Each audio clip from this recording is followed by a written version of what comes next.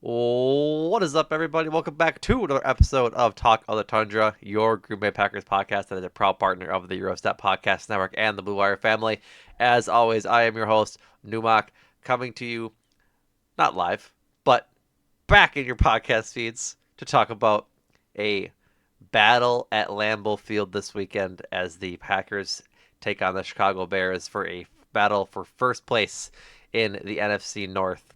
And back as a duo, back together in the Zoom call. Like I said, back in your podcast feeds is my lovely co-host Jordan Husky. Jordan, how are you doing, buddy? Hello. I'm we're getting ready for Packers Bears. Yeah, You're very loud. I don't know why. Oh, it's cuz I I'm just a have it loud person. so no, my volume is like nearly 100. What did he say?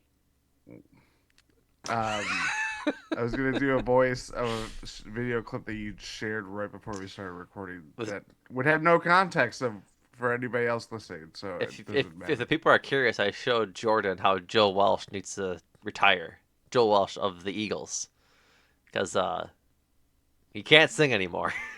You think anybody's going to egg his house like Eagles fans did with Kevin Patullo? Did I you not see this? No, I didn't, and I didn't realize where you're going with this until I put two and two together. You are 2 for 2 on making me groan tonight, Jordan. You're 100%. You're welcome. I didn't say I thank keep you. I keep it I didn't. 100. I didn't say thank you. Oh, well, I keep it 100. You keep it 100. Keep it 100. I keep it 99 because sometimes I do be lying.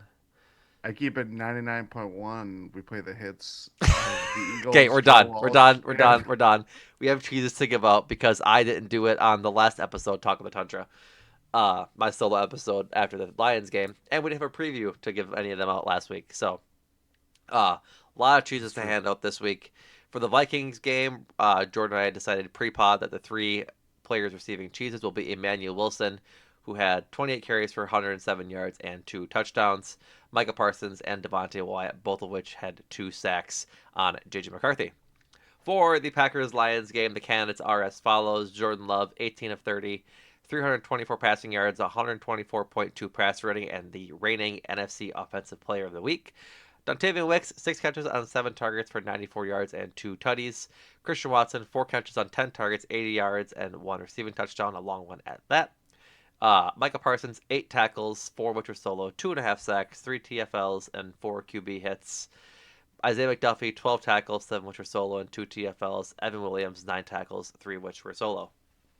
Uh, I'm down to give 4 this week, if you'd like to do that. 4. Yeah, the first 4 we mentioned: Jordan Love, Dontavian Wicks, Christian Watson, Micah Parsons. And Christian Watson is included in this for 2 reasons. One, he showed Deep. off he showed off that he can catch his deep ball for a touchdown, which is something we've been needing to see. Uh, Two is the 4 catches on 10 targets. I think is a little misleading because the 4 catches were like good catches, but he was also like covered like a blanket. The defenders were on him like a blanket. Is what I meant to say. All game long, like he got held on one that a DPI that didn't get called. His DBs were getting early to his targets pretty much all day, and so I think like the 6 not catches weren't really not catches. There was 1 or 2 in there that he probably should have had, but I'm if in my brain this is more like 4 catches on 6 targets. If we're like fixing that at all, if you know what I mean. I just want to start a new stat that's 6 not catches. Like, Well, they weren't drops, they're not catches. 6 not catches. but it's I know. different. It's different. It hits different. I I think Watson. See, the thing is, I could be dissuaded from Watson if need I be. think I really want to give Isaiah McDuffie a cheese. Oh, have we not? We have not. I would have done it for the Vikings game because going back He had eight when tackles, half a sack, and a pass deflection. he was really good that game. Yeah. I'm down to give it And to McDuffie instead of Watson if that's your desire. This is a democracy. I don't make the unilateral cheese decisions. The board can have a variety of cheeses. I just think he it's also whereas I probably characterized it on the Vikings pod of it being like, oh, this might be the benchmark game that like we look at as like, oh, this is the game that he stepped up and made plays, like yada Mm-hmm. yada yada. Also without Quay Walker again, he's been able to do this without him, and I know the defense did get passed on, and yeah, I mean like they let up big plays, but also like I don't know. There is a use in finishing plays and be able to make stops when you get them. And 12 tackles, seven solo, two tackles for loss. Like he is playing at a higher level than we have given him credit for probably all the season.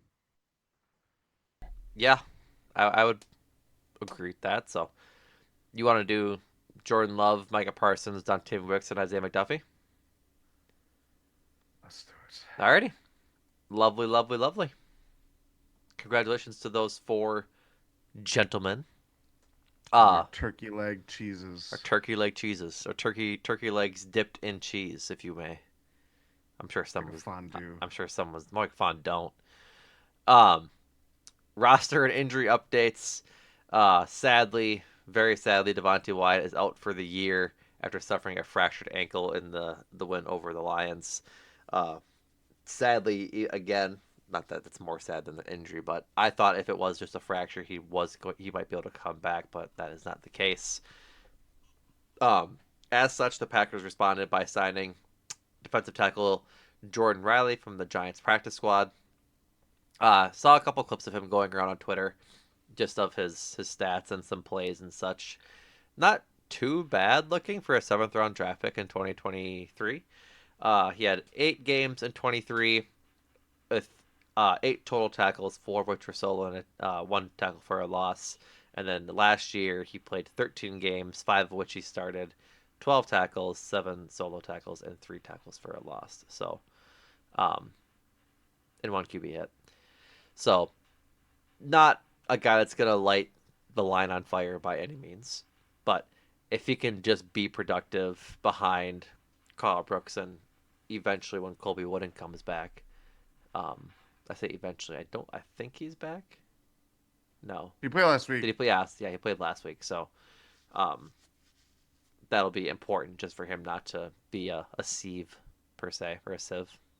Wrong pronunciation at 9:30 on a Thursday. That'll be important. So losing Devontae Wyatt is going to hurt the defense a lot in the run game, and especially this week. We'll talk about it in a minute, but it's gonna be it's gonna be tough. It's gonna be tough. Yeah, it's gonna be really tough. I know Warren Brinson talked about it throughout the week, and even Jeff Halfley during the coordinators portions of Media with Media today, Thursday, as we're recording this, they were talking about like just his presence in the run game, but also the ability to have Michael Parsons stand up over center and what Devontae Wyatt's like. That it's just matchup problems. Yeah, I mean like that. It's the ability to start the run, but it's the matchup problems that you create when Devontae Wyatt was really rounding into his zone. Um, it's also just like unfortunate that this is his fourth year and really three of four have been cut short by injury or like heavily impacted by it. And it sucks. It sucks. I mean, I know they extended him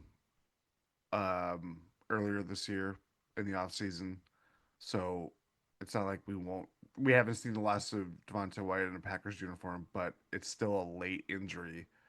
Maybe he'll definitely be ready by the start of next year, but like he's carried a lot of injuries, and I will say, as we see in all sports, when you have one injury pop up, lower leg injury, and how you conserve weight and how you carry more weight on the other leg to conserve, like, you know what I mean, like play off of what you're carrying, the chances are a lot higher for you to re-injure it or have a more significant um, like injury like this. Obviously, it's football, and if you can run up like the way it did for Devontae Wyatt, like that stuff happens. But it also is just like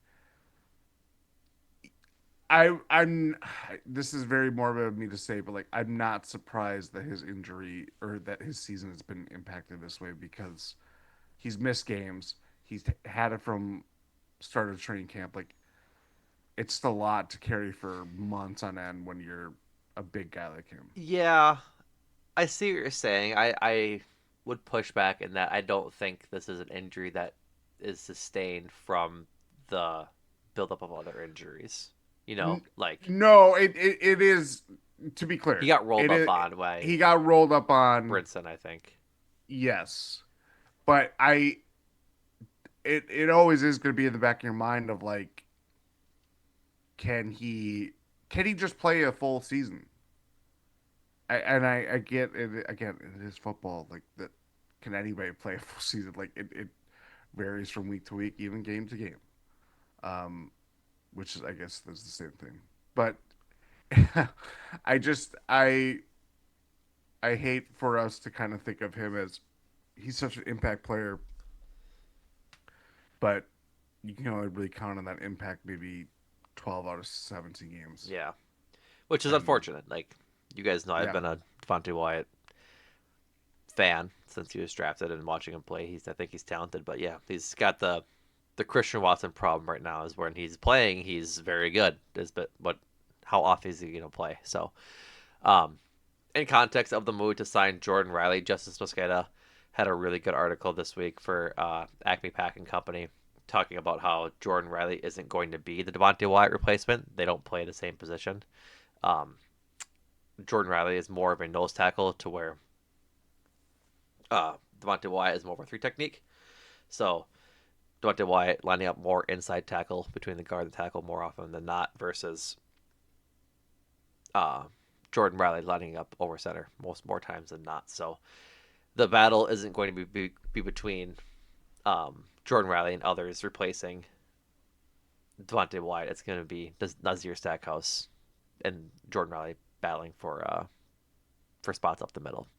So we'll see. Hopefully he can eat up some double teams inside and plug gaps and such because I think that's kind of going to be his main role, and they might just have the edge rushers kind of go inside up the middle for pressures, trying to go off the edge around the tackle. So we'll see. But yeah, go read Justice Mosqueda's article on Jordan Riley. It's a good informative one if you're curious. Um, More news. Both Jaden Reed and Marshawn Lloyd were seen practicing on Wednesday as well as Thursday. So we could see Jaden Reed as soon as this Sunday against the Bears. Um, a major breakthrough since the Packers opened his 21-day window 2 weeks ago. That'd be big. Like getting Jaden Reed back for this game would be ginormous, considering like obviously Tucker Kraft isn't here or isn't playing. He's recovering from his ACL injury out for the year, and getting Jaden Reed's juice back would be hugely beneficial to this team.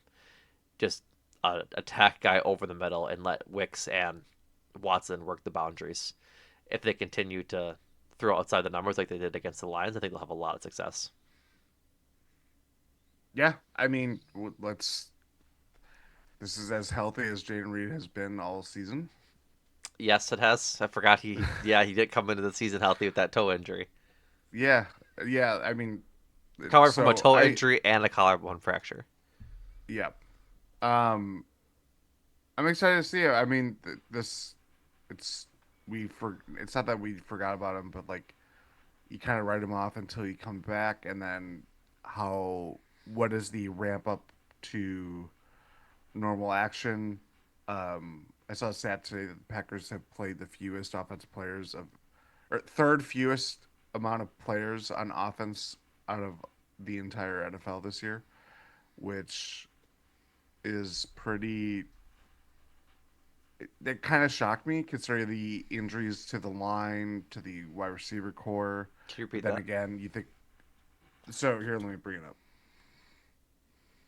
My from apologies. NFL Next Gen Stats. It is loading.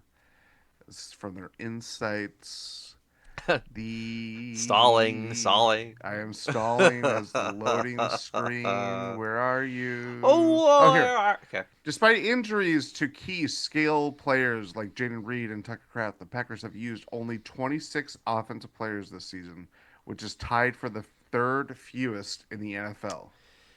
That's crazy. This uh, did you know this? Their continuity carries over to the defensive side as well, as just 25 players have taken at least one defensive snap, the fewest in the league. That In doesn't total, surprise me. The Packers have used 51 different players on offense and defense combined, tied for the lowest number of any team in the NFL, which is tied with the Rams. The defense part doesn't surprise me. No. I guess thinking about it, the offense doesn't really either, considering they've never been without more than like one guy on the line, and the guy like the backup running backs were always getting snaps, and they didn't bring anybody new at receiver. So like it doesn't like, and all the No. guys playing at receiver were playing in the first place. So not the I guess it feels more impactful, but yeah, that's surprising. Yeah. Um, I don't know why I brought that up to talk about Jaden Reed, but it was just more of like it is just like you mentioned, like having his juice. If we're gonna call it that. Yep. Having his just kind of the boost that you get with him, even if it's kind of the decoy element or a field stretching element or just having another dimension. I think they even talked about it. Adam Stenavich talked about it with Porters that like they basically had to not throw away, but like put aside a portion of their playbook because it's stuff that Jaden Reed is only capable of bringing to this team as Yeah. constructed. And it, let's be honest, it kind of showed. Like it's why the passing attack has kind of when Christian Watson came, look how much more supercharged the offenses look. Like Yeah. the offense is going to kind of be like this kaleidoscope or like cootie catcher, where if you change the Uh, shape of it, did you say cootie catcher? cootie catcher, I've baby. never heard. What is that? Is that a You don't kaleidoscope? know a cootie catcher? No. With the little thumbs, you put it and like, come on, Okay, come on, I'm googling this. cootie catcher. Listener, do you know what a cootie catcher is? Oh, those things. Yeah. Those are for fortune tellers to me. Well, the only fortune teller of mine is Pat Sajak. And Vanna White. Sure. In my brain, I can't hear Pat Sajak without going and Vanna White. Also, the other fortune teller in mine is Madame Zeroni from Holes. My You must fortune carry teller. Madame Zeroni up the mountain. We are. It is too late to pod. No, it's not. What are you talking about? What are you talking about? Too late to apologize. Is your fortune teller the one that's on the internet? That 20 questions guy? I forget his name. No, my fortune teller is Zoltar.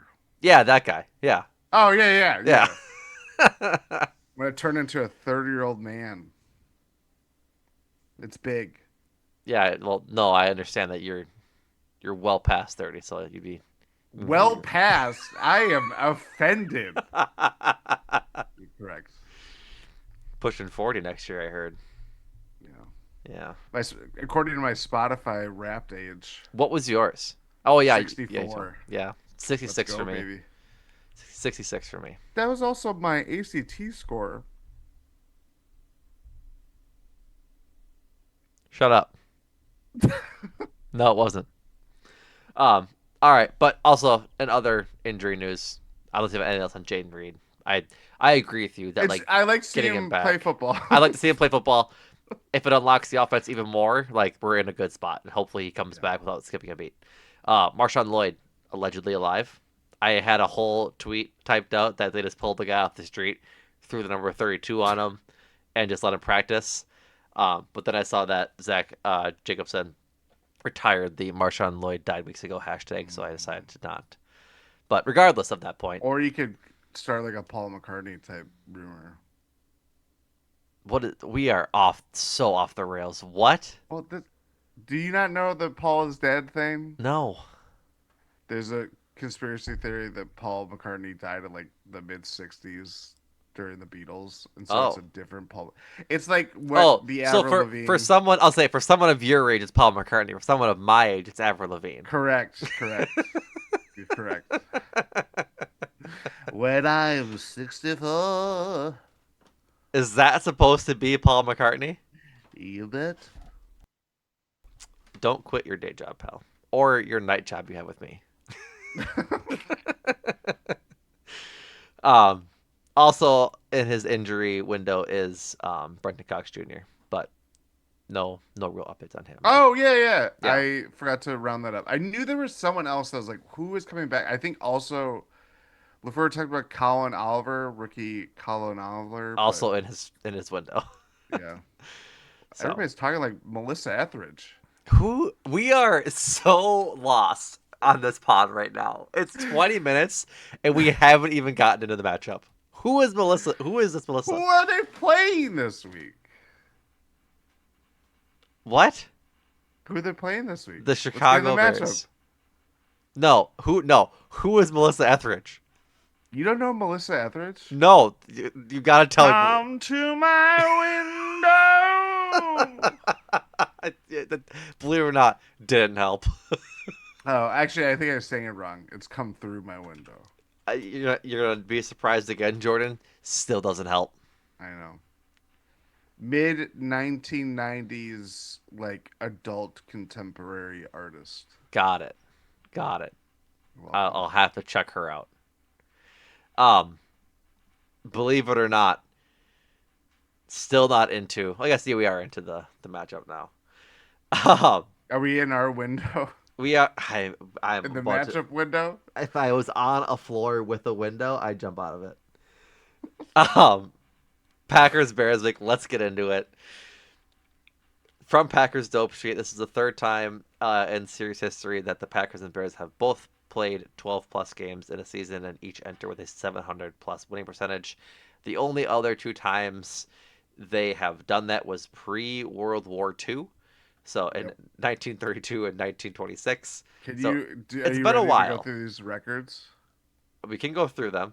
Green Bay was 10-2-1, and Chicago was 5-1-6. Six ties is hilarious, just simply insane. That's the 1932 matchup. In December 19th, 1926, the Packers were 7-3-2, and the Bears were 12-1-2. Ties did not count in winning percentages prior to 1972. So, um, in context of this matchup, it's a heated one as always. Ben Johnson in his hiring press conference talked about how much he likes beating the Packers.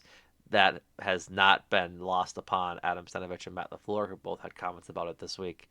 And so it'll be a fiery matchup for sure, and I think something we ought to touch on when we talk about that. But uh, let's get into the long injury report once again. Everyone's favorite segment of this podcast every single week.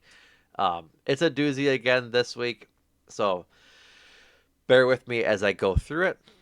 Limited in practice was defensive lineman Carl Brooks with his ankle injury. Javon Bullard was limited on Wednesday and was a DMP on Thursday with an ankle injury, which is very problematic for the Packers coming up. Edger Cooper was limited on Wednesday, full participant on Thursday with a shoulder injury. Brenton Cox Jr. with his groin injury is limited both Wednesday and Thursday. Wide receiver Matthew Golden, who is still missing games with his wrist injury, is limited Wednesday and Thursday. Cornerback Nate Hobbs has a knee injury. He was limited both days, as was Josh Jacobs with a knee injury. As we mentioned, Marshawn Lloyd in his return window, recovering from his calf injury, was limited both days. Jordan Love has a left shoulder injury. He was a full participant both days. Um, Colin Oliver, Jaden Reed, with both their respective injuries, limited in practice. D lineman Baron Sorrell, ankle injury, was limited on Wednesday, a full participant on Thursday. Lineman Zach Tom, back injury, limited both days. Lucas Van Ness not able to kick his injury set bug just of yet. Still nursing that foot injury after coming back briefly against the Vikings. DMP both Wednesday and Thursday and was in a walking boot on Monday. Not a good update for him.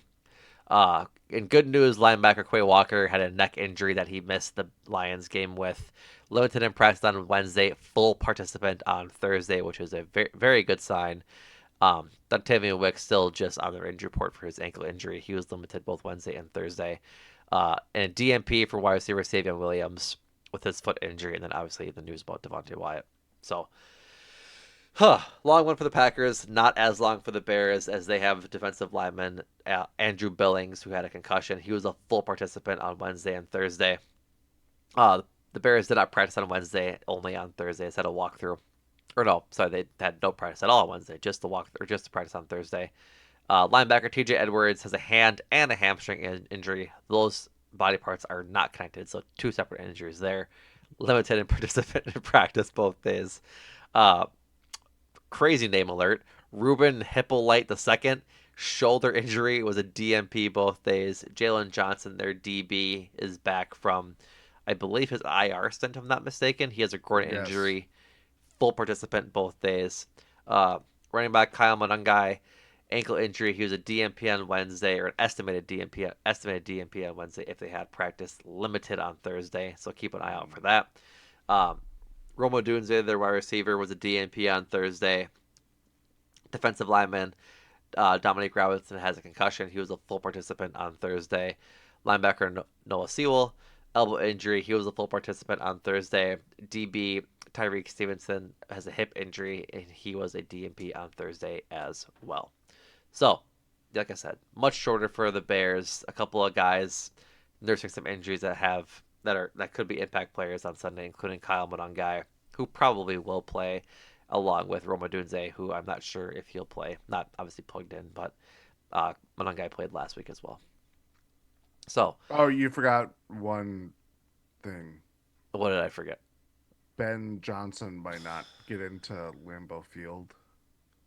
For not They wearing a have a shirt. they have a yeah, no shirt, no shoes, no service. Yeah, they have one of those policies. Yeah. So, They have one of those ads. oh my God. Listener, press 1 in the Discord channel, Packers Pals, if you want us to stop potting because of Jordan's inability to leave a bit alone. If I see a single one, I'll be pissed. However, I can't take it anymore. So let's get into it. What to watch for in this game? I think the biggest thing coming into this game, I think, is can the Packers stop the run? The Bears are a highly successful running team. They have the fifth highest EPA per run play and are coming off a win against the Philadelphia Eagles on Black Friday, where they rushed for 281 yards as a team, the second highest they've had in a year, and they've also have the most explosive runs in the NFL this season with 54. With Devontae Wyatt out, that's going to be a big theme of this week is can the Packers stop the run inside? The next gen stats has them as the I think fifth worst, if I'm not mistaken. If we look, no, second worst team on inside run percentage. So they don't run inside very often. Only at 35% of their runs, only behind, or only ahead of the Falcons in the NFL. But uh, the Packers have allowed 3.9 rushing yards per play this season, and like I said, it's kind of like a strength versus strength matchup there with the Packers' run defense and the Bears' running offense. And I think part of the brilliance of Ben Johnson this year has been like his running schemes have been pretty darn good.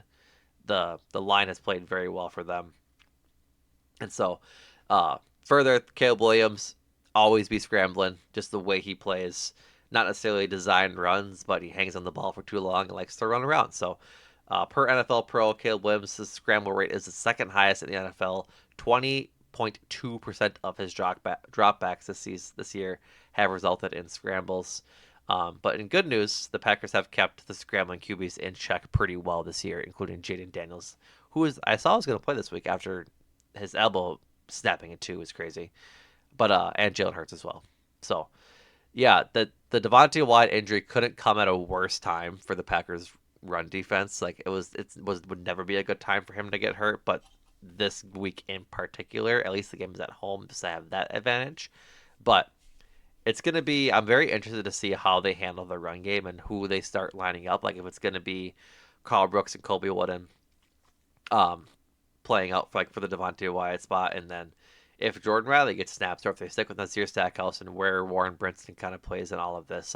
I'm very curious as to how they're gonna orient their D line to stop this run game because I'm not necessarily afraid of Caleb Williams beating us by throwing the ball. Like he's been just okay this year.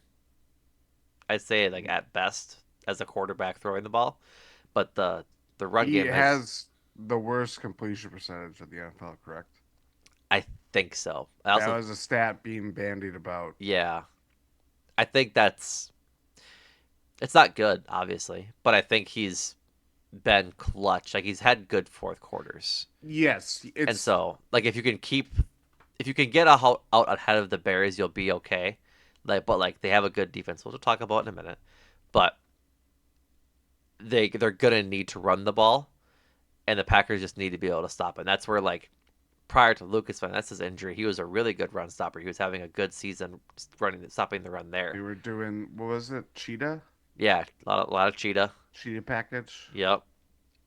And so it just I'm not worried per se, but like I think if there is a situation and the Packers lose this game, it's they give up 150 yards on the ground. Yeah, I do think I will say I'm worried. I think losing Wyatt, we already went through however long week spell it was of not having him and seeing how the defense suffered as a result. Like he is a big presence, and they do have guys to plug up the middle, and whether they're fishing plays or it's Micah Parsons, Rashawn Gary, or it's Isaiah McDuffie, Cooper, Evan Williams has been huge in that regard. Like it's flooding the zone with boxes. The other key stat with the Bears running attack is that they have the third best rushing yards per carry per attempt. Sorry, rushing yards before contact per carry at 1.8. The two best teams ahead of them are the Lions, and surprisingly, the Jets are number one. Um, but you can kind of see like, oh, Aaron Glenn, the Lions, Ben Johnson, like that level of having just beefy offensive linemen push the line of scrimmage, get what they want, open up holes through, or even obviously as the Bears are more of a outside zone kind of run team, running it out wide, east west, what have you. That plays a huge factor in being able to just get chunk plays. A, they create a lot of explosive plays through that, and not for nothing, like DeAndre Swift, I feel like he's ultimately like this big. He's very trick or treat where he pops off really big games, and that can be really like frustratingly out of whack or out of sync. Yeah, Calvin Ungai is the guy that I like. They probably found gold with him. I think he's a rookie, like seventh, sixth rounder. sixth or seventh. It was pretty late. And whenever I've seen Bears games, he's flashed pretty easily. So like having that 1-2 punch, they are creating that Lions mystique of a dual running back field Yep. behind a very sturdy offensive line that the Bears just have never had throughout much of my lifetime. Yeah. And so when they have invested in the offensive line, it's already reaping their rewards. Like they're a really good run team.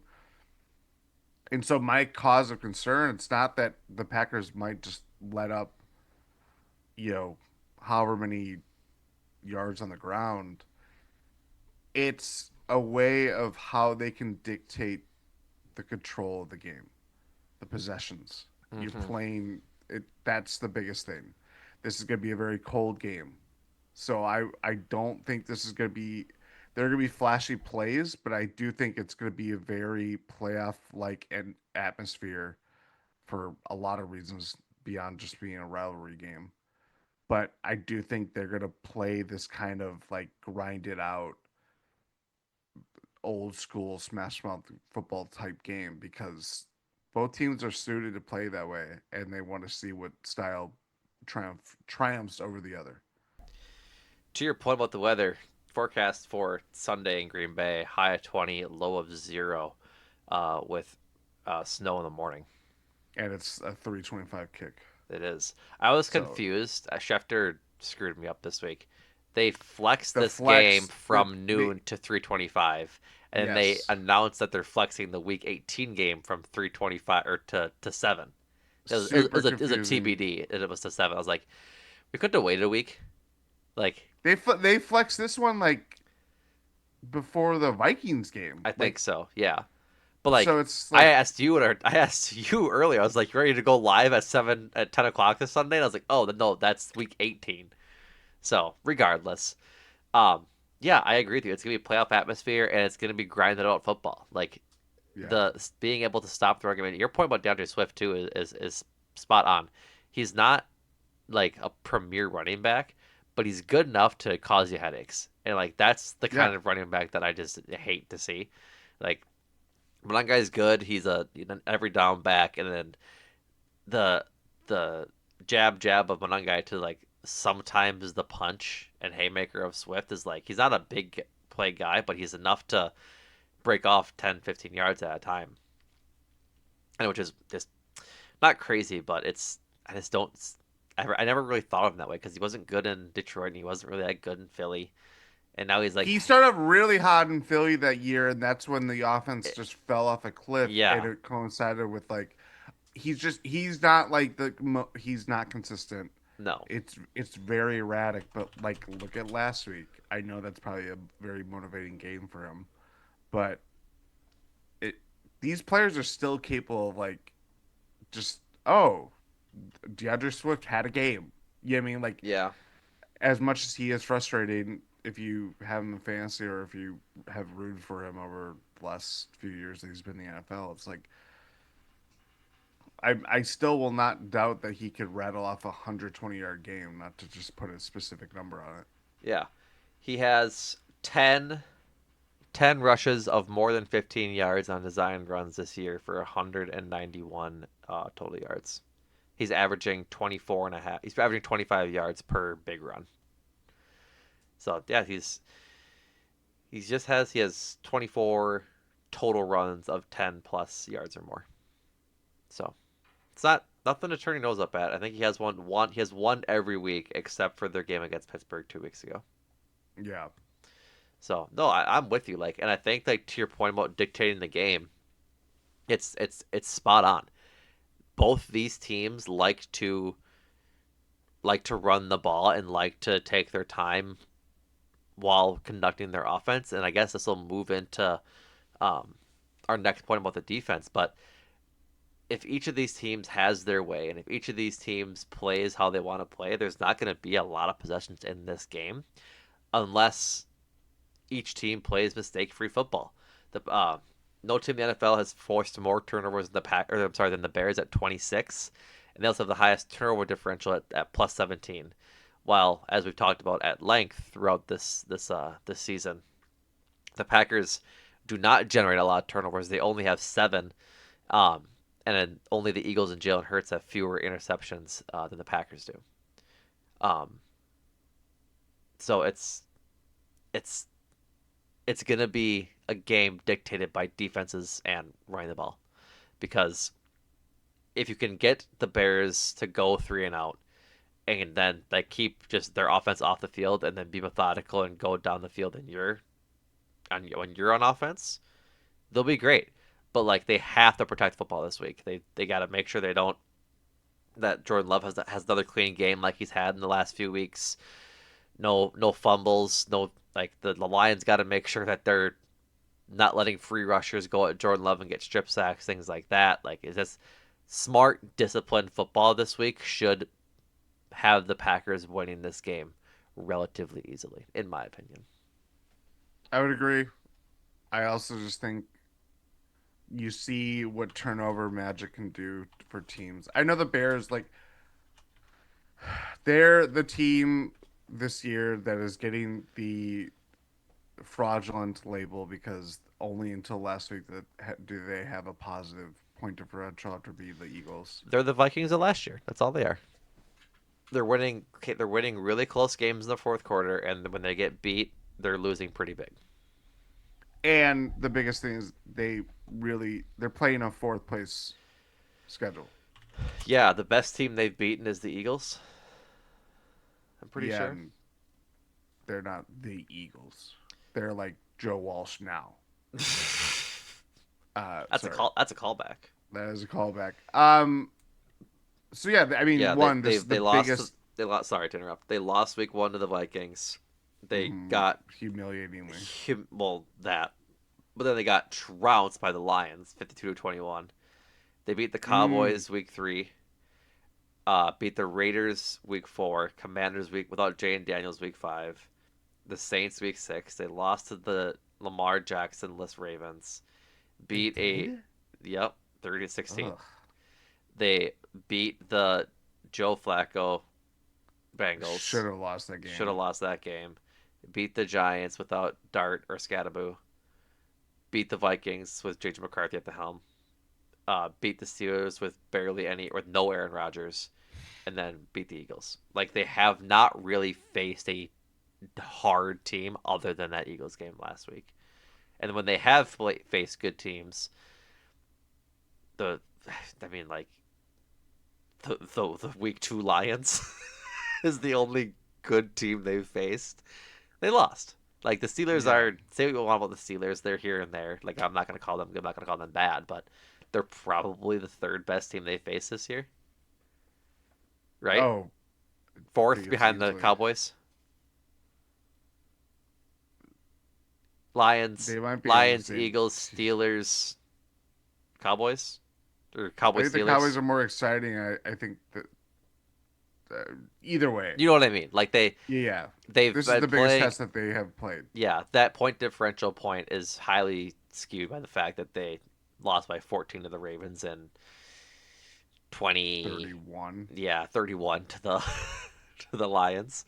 Yeah. So, but then like they haven't blown anybody out. They win close games.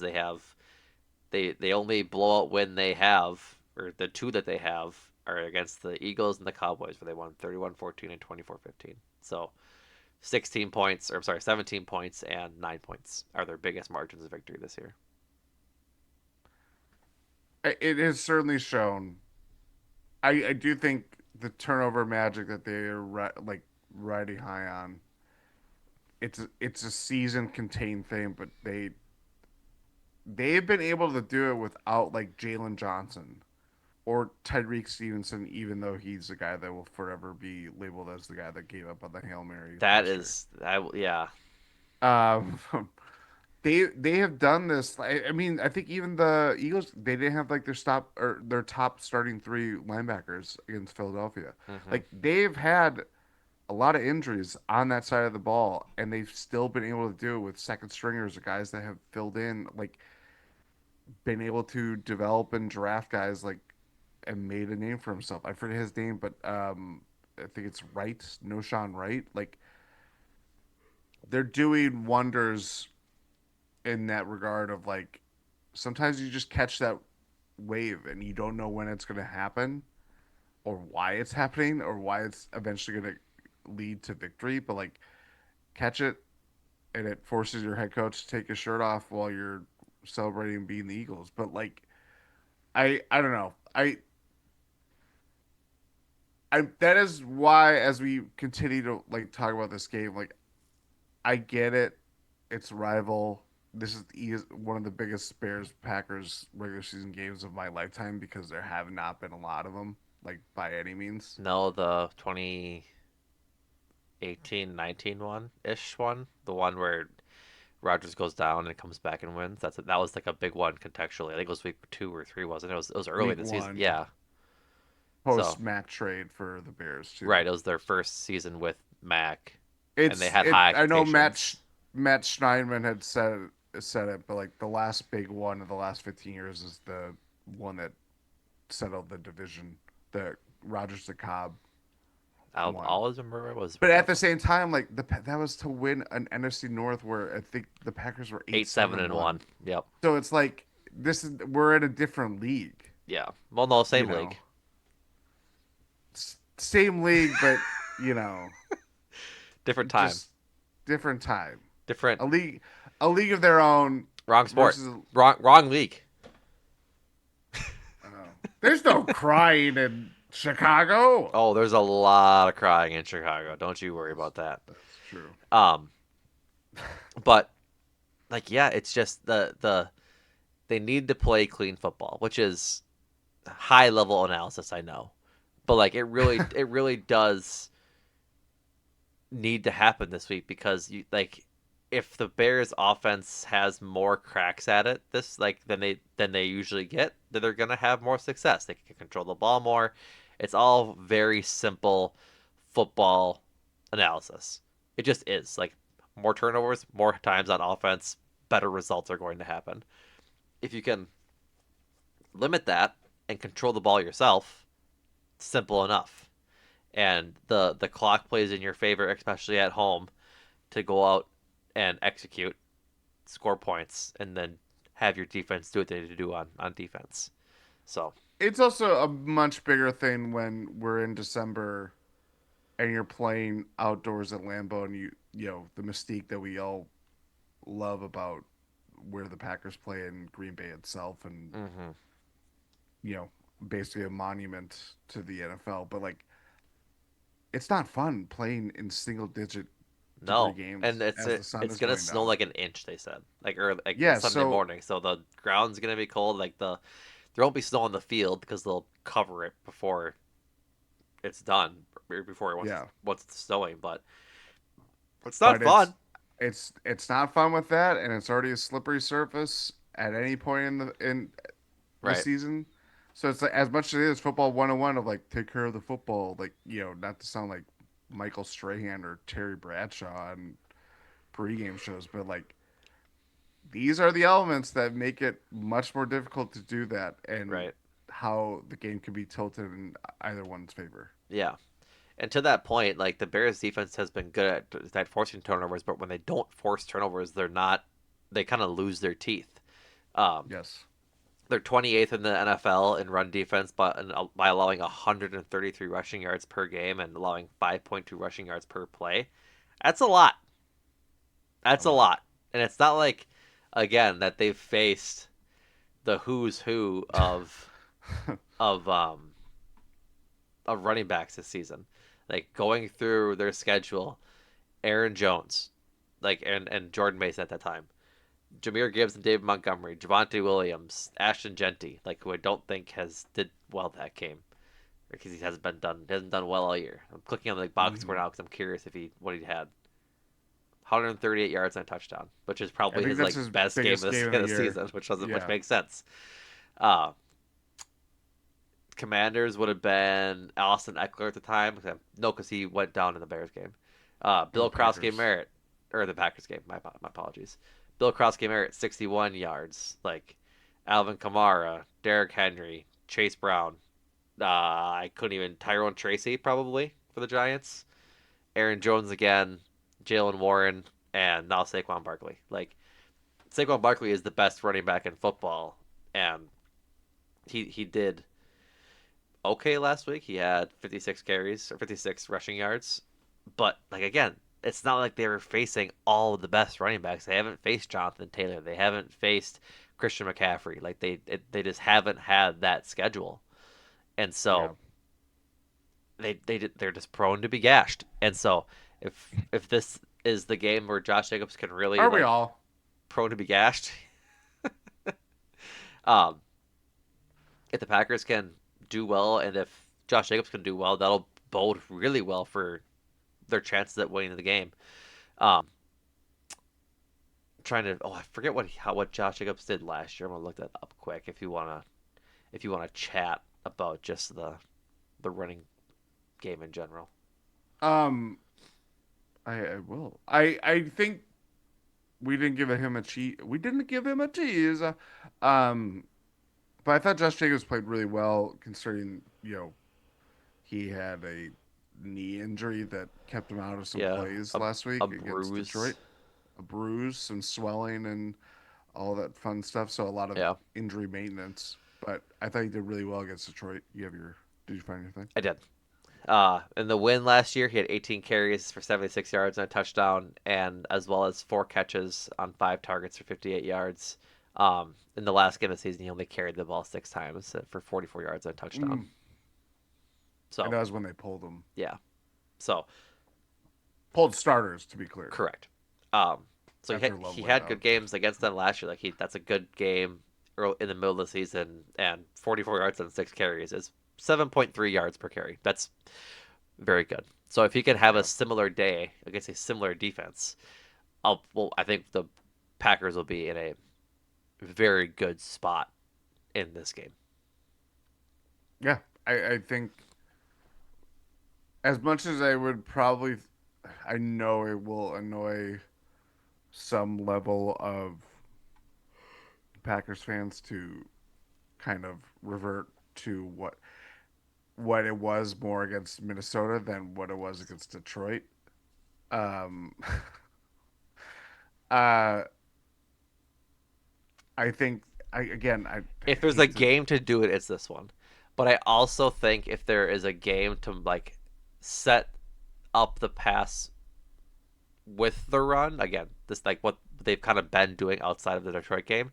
Again, it's this one because if like just start gashing them if you can. Like if they can get Josh Jacobs to have big plays and mix in Emmanuel Wilson if need be, and just start doing play action pass to get Christian Watson deep down the field or Dontayvion Mix over the middle or whomever open in Jaden space, Reed. Jaden Reed if he plays like or whomever.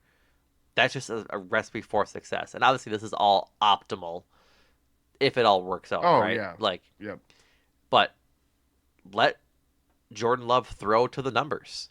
Like that worked really well last week, and we saw that like it just is a good way to have the passing offense operate.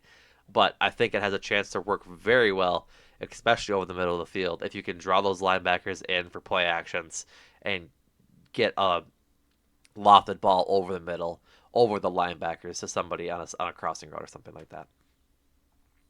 yeah. I think it's all about how it's set up. I think this Packers team can marry the run pass balance that Matt LaFleur wants to do because it truly in his mind it's 50-50 if not even leans more so towards run. But a game like this week where it's going to be cold, it's going to have some elements with snow. It's going to be a lot more kind of I don't, ground and pound. Yeah, Like that is just what we're going to see. Um, probably, probably.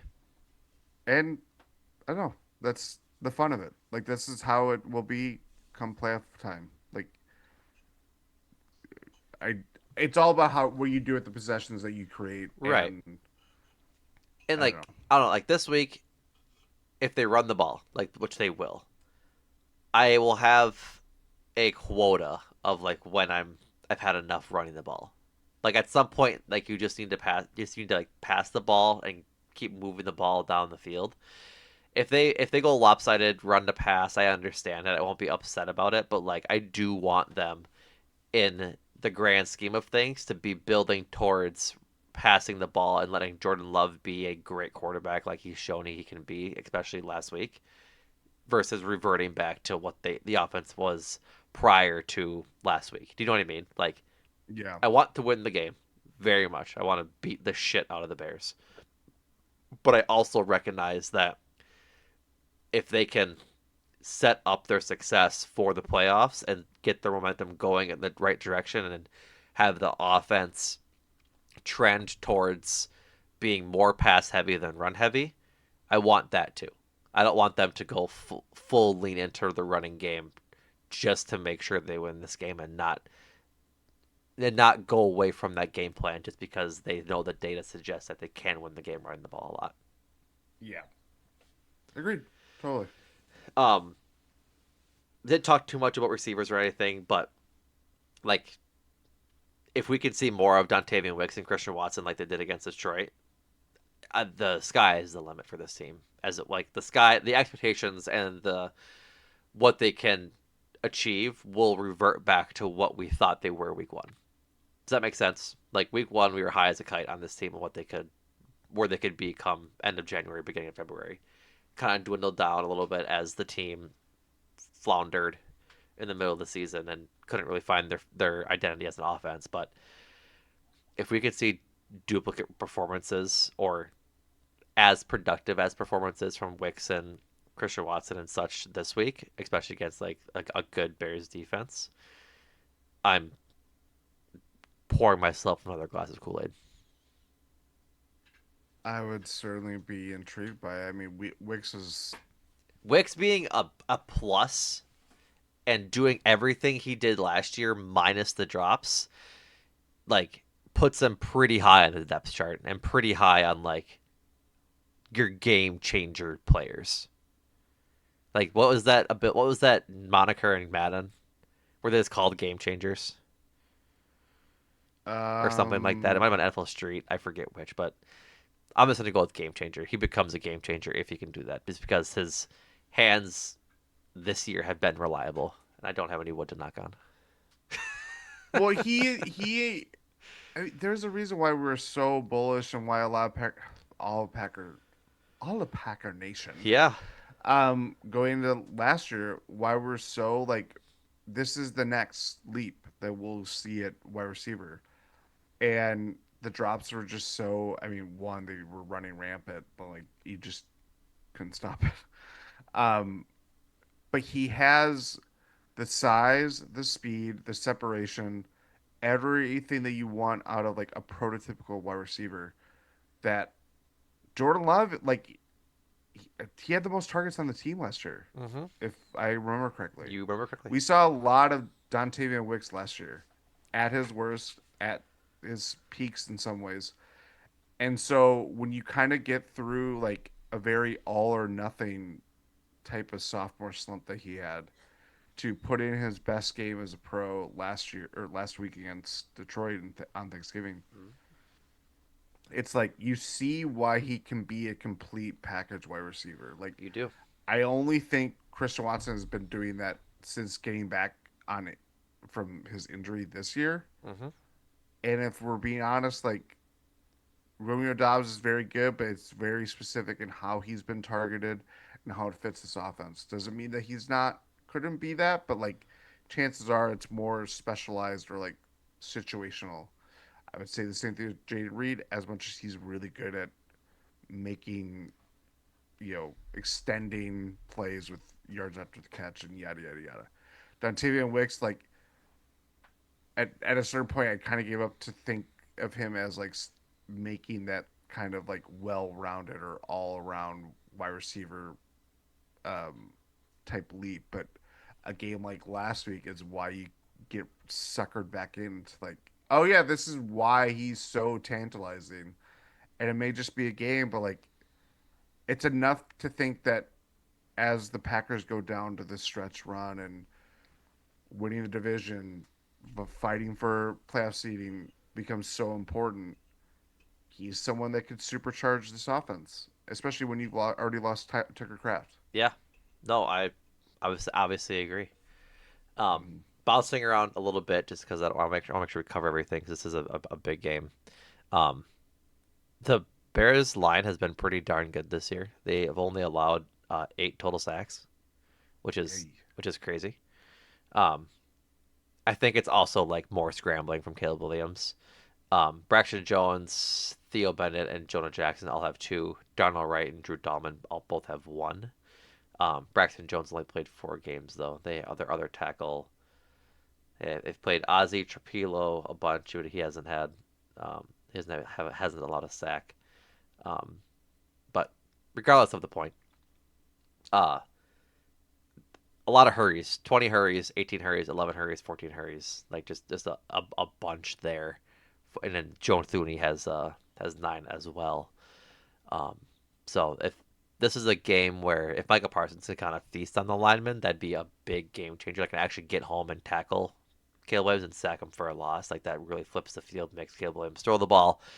You're not running the ball on second, and I mean they might, but second and 17, they're likely not going to run the ball. Try and pass a little bit and get it to third and manageable. But yeah, early downs, getting to Caleb Williams, at least getting stops to make it second and long. That'll be the a big part of can Micah Parsons and company get home.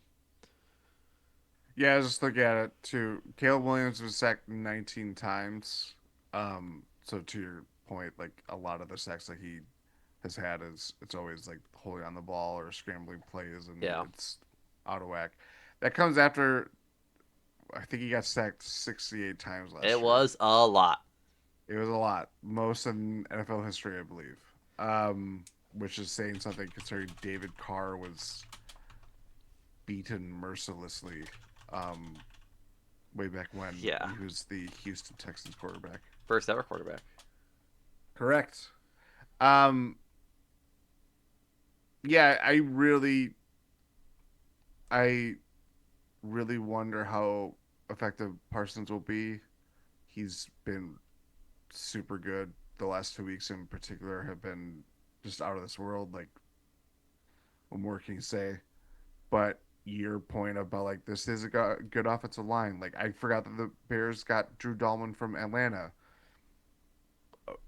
as part of their offensive line reshuffling from the offseason. So it's like they made so much or dedicated so many resources to getting a really good offensive lineman group ahead of Caleb Williams to Mm-hmm. give him a little bit more, uh, I guess, an edge in that way. We'll see what he does with that coming to Green Bay, but like it is going to be probably the biggest test for this Packers defense and winning in the trenches and doing all the little things that make you know the big things possible if they can do it on defense at least. Yeah, I'm trying to find the the tweet. It's not going. I'm not going to find it. It's long gone to Twitter. But um, the I think Caleb Williams has a statistically interesting time to throw. I forget if it's really long. I think it's really long, but he still has a very poor completion percentage, if I'm not mistaken. So if they can at least get home, you know what I mean? Like, just get home and really make his life hell. That'll be, Caleb Williams has the longest time to throw. yeah. And the second to, I think he's 40 out of 42nd in adjusting completion percentage, which takes away drops. So not good, not good. So all right, Jordan, who players to watch? Who are you watching for this week? I'm gonna go Caleb Williams for that That's who exact I reason. was gonna pick, you son of a bitch. I am just endlessly fascinated. Like I don't think he's a central reason why they are good, and yet he has the most fourth quarter comebacks of any quarterback in the league this year with five because the Bears have played those types of games this year. Um, yeah, again, this is a really good defense. As much as we probably lament the big plays that they gave up to Detroit, a good football team. Much, let's be honest. I As just much want as to it see pains what me he. to hear that. It's a good football team. As much as Packers it pains won. me to hear That's that. but Packers beat them No, twice. They beat them twice this year. I thought you were talking about the Bears. My apologies. No, no, no.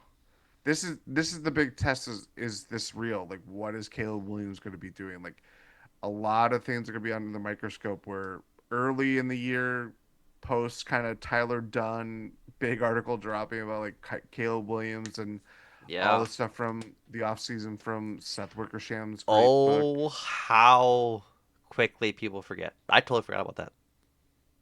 I have not. I will never. Like an elephant, Jordan. Um, but it is just like they're he's doing enough to keep them on the right track, but this talk of him being this kind of franchise altering quarterback, which I'm not going to say is not still possible, but there are a lot of things that I think he needs to work on Oh, for sure. that can be exploited Oh by yeah. this Green Bay Packers defense. My bear to watch is going to be Montez Sweat, edge rusher. Yeah, he has 8 sacks this Sweat, season. sweat, sweat. 8 sacks this season, including 3 forced fumbles and 25 stops. He's pretty darn good. So he'll be a guy to watch off the edge, and can the Packers O line handle him and hopefully neutralize him the way they've been able to neutralize Aiden Hutchinson in the Lions games this year. Mm. Um, my Packer to watch is going to be. I mean, I'll just go the easier route. It'll be Josh Jacobs, making sure he has a good game this week, as we talked about at length already. But yeah, I want to see Josh Jacobs run for like 150 and 3 touchdowns. That'd be pretty cool.